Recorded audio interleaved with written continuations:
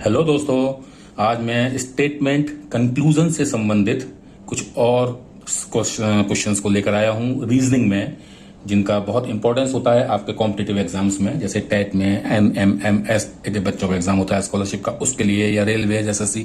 आप कोई भी एग्जाम्पल लीजिए, कोई भी एग्जाम का नाम लीजिए और उसमें इस तरह के क्वेश्चंस आते रहते हैं। तो इनको कैसे हम हल करें, ये बहुत बड़ी समस्या होती है कई लोगों के लिए।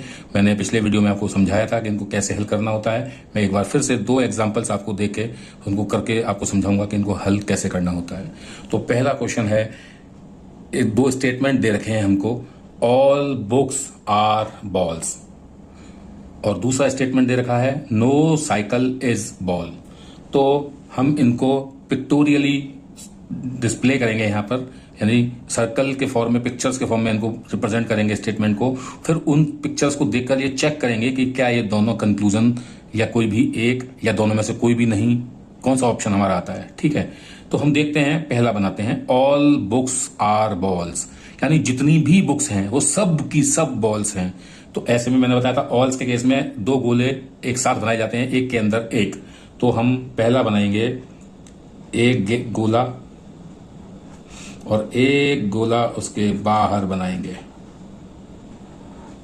और इस गोले में हम क्या रिप्रेजेंट करेंगे, अंदर वाले गोले को, क्योंकि उसने कहा है जितनी भी इस गोले के अंदर जो भी कुछ है वो सब इस गोले के अंदर भी है, यानी कि ये जितनी भी बुक्स हैं ये सब बॉल्स भी हैं। तो छोटा गोला जो है आपका ये है बुक्स, और जो बड़ा गोला है वो क्या है आपका, बॉल्स।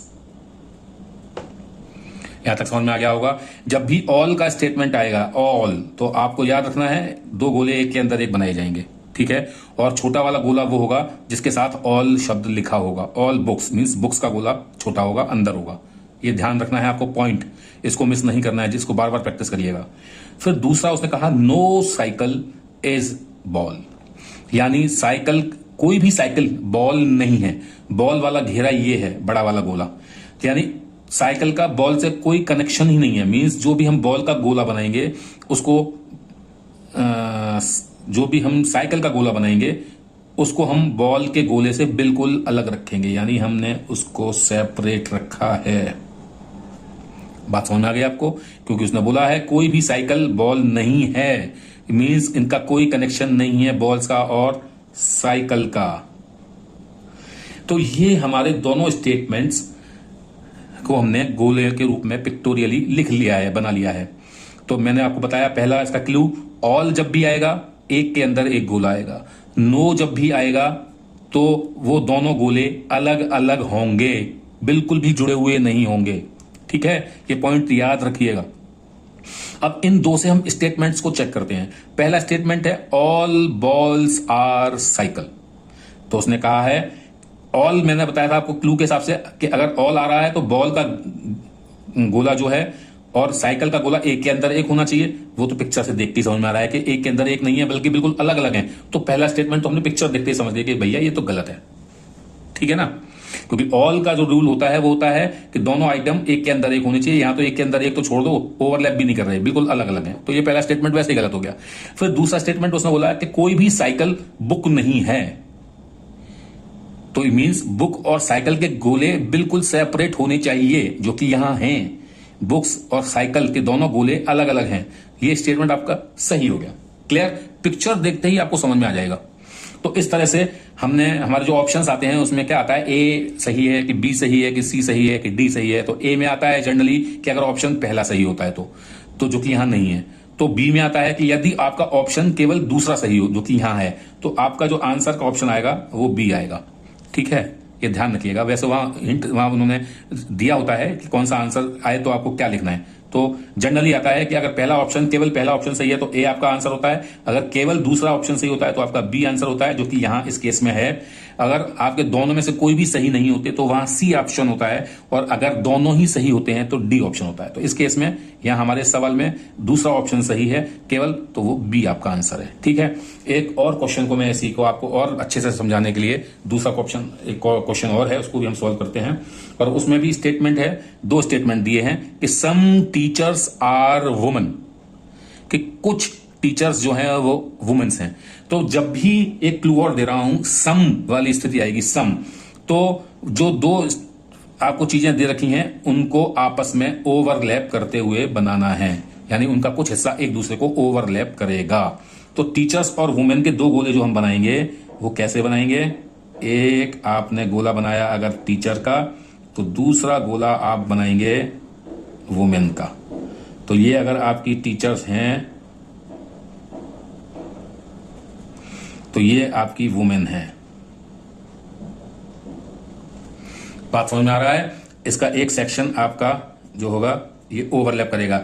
इसका मतलब है कि कुछ जो टीचर्स हैं, यानी ये पूरे टीचर्स में से इतना हिस्सा ये आपकी वुमेन है, जो कि पहला स्टेटमेंट को बताता है। फिर उसने कहा है कि ऑल वुमेन आर ह्यूमन। तो मैंने आपको बताया ऑल का मतलब गोले के अंदर गोला, ठीक है। तो वुमेन का गोला छोटा होगा क्योंकि वुमेन के साथ में ऑल लगा हुआ है, तो इस वुमेन के गोले के बाहर बड़ा गोला बनाएंगे ह्यूमंस का। तो ये वुमेन का गोला है, तो इसके बाहर हम एक गोला और बनाएंगे जो कि किसको रिप्रेजेंट कर रहा होगा? ह्यूमन को। समझ में आ गया? ध्यान रखना ये क्लू बहुत इंपॉर्टेंट है कि ऑल वुमेन आर, ऑल जब भी आएगा तो गोले के अंदर गोला बनेगा, सम जब भी आएगा तो गोले इस तरह से इंटरसेक्ट करते हुए बनाए जाएंगे, ठीक है। और नो जब भी आएगा तो गोले दोनों दूर दूर बनेंगे। ये तीन ही ट्रिक हैं, इनके बेस पे ही क्वेश्चंस होते हैं, और ये सीख लिए तो बहुत मिनटों में आप, सेकंडों में आप ये सवाल कर लेंगे। तो अब हम स्थिति में देखते हैं क्या देखते हैं। इनके दो कंक्लूजन्स दे रखे हैं, उनको चेक करते हैं। पहला कंक्लूजन है सम टीचर्स आर ह्यूमन। तो क्या ऐसा है? मींस टीचर्स और ह्यूमंस के गोले आपस में इंटरसेक्ट करते हुए होने चाहिए, जो कि यहां हो रहा है। ये टीचर वाला गोला है और ये बड़ा वाला गोला ह्यूमन का है, यानी ये आपस में क्या कर रहे हैं? ओवरलैप भी कर रहे हैं। तो ये पहला स्टेटमेंट आपका सही है। बात समझ में आ गया कि कुछ टीचर्स ह्यूमंस भी हैं, इसका मतलब है पहला सही है। फिर उसने बोला है सम ह्यूमंस आर वुमेन, और जो ह्यूमंस हैं उनमें से कुछ औरतें भी हैं, ये भी सही है। क्यों? क्योंकि इस ह्यूमन वाले हिस्से में से अंदर का जो हिस्सा है ये वुमेन का है। तो ये बताता है सारी ह्यूमंस वुमेन नहीं है, क्योंकि बाहर का हिस्सा जो है वुमेन्स का नहीं है। तो इसका मतलब अगर सारे ह्यूमंस वुमेन नहीं है तो कुछ ह्यूमन तो जो है वुमेन है, ठीक है। तो ये स्टेटमेंट भी सही है। ओके, जैसे कि अंदर वाले के लिए हम कहते हैं ऑल वुमेन्स आर ह्यूमंस, तो बाहर वाले गोले के लिए बोलेंगे कि सम, वहां सम आ जाएगा, सम ह्यूमंस आर वुमेन, ठीक है। तो सम ह्यूमंस आर वुमेन, ये स्टेटमेंट भी सही है। ऐसी स्थिति में जब आपके दोनों कंक्लूजन सही होते हैं तो आपका आंसर जो होता है वो डी होता है। मैंने आपको बताया ए होगा यदि केवल पहला आपका सही होगा, बी होगा यदि केवल दूसरा सही होगा, सी होगा यदि दोनों में से कोई भी सही नहीं होगा, और डी होगा आपका ऑप्शन यदि दोनों सही होंगे। तो यहां दोनों सही हैं, हमारा ऑप्शन डी है।